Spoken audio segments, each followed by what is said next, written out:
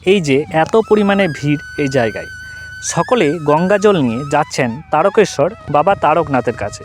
কিন্তু একবারও কি ভেবে দেখেছেন এই জায়গাটিতেই এত ভিড় কেন? আরও তো অনেক গঙ্গার ঘাট আছে, তাহলে গঙ্গা জল নেবার জন্য এই ঘাটেই সবাই কেন আসে?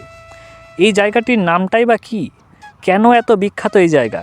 চলুন আজ আমরা জানব এই সব প্রশ্নের উত্তর। যারা শ্রাবণ মাসে তারকেশ্বর যাত্রা করেন তাদের মধ্যে সবথেকে বড় অংশটাই এই ঘাট থেকেই জল নিয়ে যান।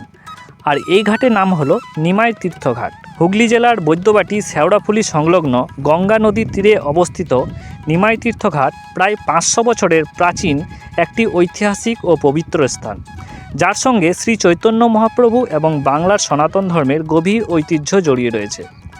ষোড়শ শতাব্দীতে বিপ্রদাস পিপলাইয়ের মনসামঙ্গল কাব্যেও এই ঘাটের উল্লেখ পাওয়া যায়।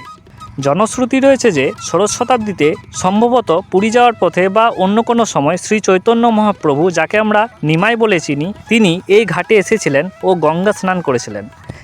এছাড়া এটাও কথিত আছে যে মহাপ্রভুর উপস্থিতির সময় তিনি যে দাঁতন ব্যবহার করতেন, সেই দাঁতন ফেলাকে কেন্দ্র করে সেখানে একটি নিম গাছ অলৌকিকভাবে বেড়ে উঠেছিল এবং সেখানে চাপা ফুল বা জবা ফুল ফুটেছিল।